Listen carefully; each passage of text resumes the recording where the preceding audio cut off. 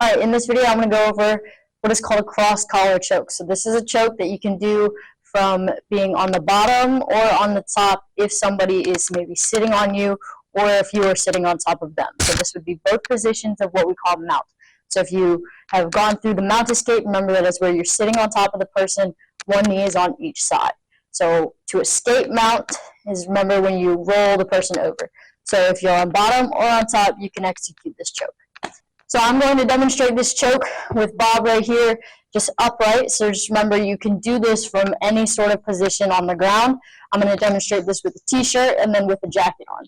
So cross collar is where you're using some sort of clothing to cut off the blood to the head on either side of the neck.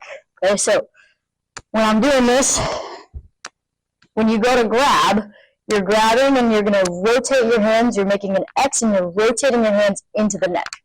Okay? All right, so on the t-shirt, when you're going to do this, you're going to grab on either side. So you're going to reach across, grab one side of the shirt. You're going to go under your other arm and you're going to grab the other side. Okay? When you go to do this, you're going to grab the shirt. When you grab it, you're going to rotate your pinkies. So your pinkies are closest to the neck. You're going to rotate your pinkies into the neck, and then you're going to pull your elbows back to your hips. So when I'm here, I go through, I grab one side, I'm going to go under my own arm, grab the other side, I'm rotating my hands, and I'm going to drive my elbows back as I squeeze. That'll put pressure on either side of the neck. So now if the person has some sort of jacket on that's not just a t-shirt, you're going to try to go under your jacket and grab. So this could be a hoodie where you reach inside of the hoodie, and you're grabbing right here at the hood on either side, or any sort of collared shirt, something like that. Okay, so my palms are going to go down, my thumbs are going to go in like I'm making a butterfly at first. So one hand goes in to grab the collar, my palm is down, the other hand goes under my own arm to the opposite side, so my thumbs are towards his ears. I'm going to rotate my hands to where my pinky is facing, so now my thumb is out, my hands have rotated. I'm going to drive my elbows backwards as I squeeze towards my hip. So the deeper you get into the clothing, the tighter this choke is going to be.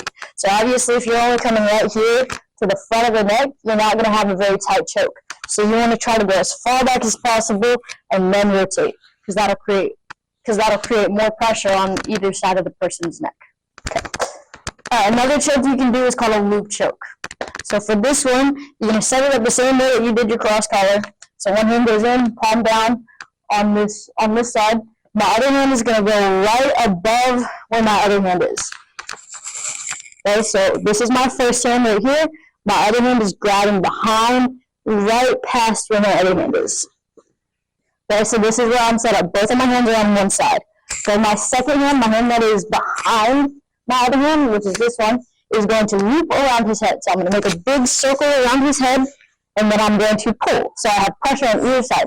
This hand is looped around his head. This hand right here hasn't moved. So now I'm going to drive my elbow into his jaw, and then this hand right here is pulling his clothing on the opposite side of his neck. So my forearm is putting pressure on this side, and his jacket is putting pressure on the other side. So I drive and then pull. And that's a cross collar. So again, on the other side, one hand goes in, and I grab. My other hand goes right behind where my first hand went. I loop around the head, right here. I put pressure with my forearm, and then I'm going to use this side to drive the clothing into his neck. This side where I'm driving backwards and putting pressure on either side. And that's the cross collar. So not everybody has a training dummy or training equipment to practice this on that is shaped like a human. One way you can practice this at home is to use a pillow or a blanket, some sort of soft object, and then throw a jacket or a shirt on it. So this is my makeshift training partner. I have put a shirt on a blanket, I just rolled it up. So this part, this sticking out, would be the head, and obviously this would be the body.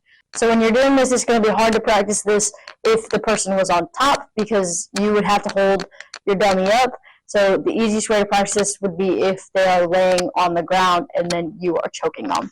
Since your blanket's not going to stand up, I suggest just laying it down on the ground and practicing your choke. All right, so if this is my person, and I was in mount, that means I would be on top, so I'd be like this, and then this would be their head. So when I'm doing this choke, again, we're going to go to the cross collar. So that is both hands go in, palms up, you're grabbing at the shirt, and you're rotating your pinkies towards their neck, and then you're pulling your elbows backwards to create pressure. So again, both palms go in, like you're making a butterfly. One hand goes in first, grabs the shirt, the other hand goes under, grabs the opposite side, you're turning your hands, my thumbs are now pointed outwards, and I'm pulling my elbows back to create pressure. That's how you do the cross collar. Now for the loop choke, one hand goes in, my palm is up, I'm grabbing the side. The other hand goes behind my other hand to the same side. I am going to have to lift the person, loop around their head, my elbow goes around, my forearm goes into the side of the neck, put pressure, and then this hand that's on bottom is pulling to the opposite side, and this hand puts pressure on this side. Okay?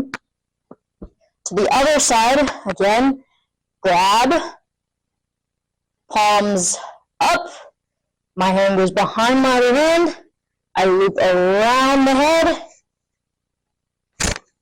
I'm putting pressure with my forearm and pulling back with my elbow, and then release. That is how you do the loop choke and the cross collar choke with a makeshift dummy.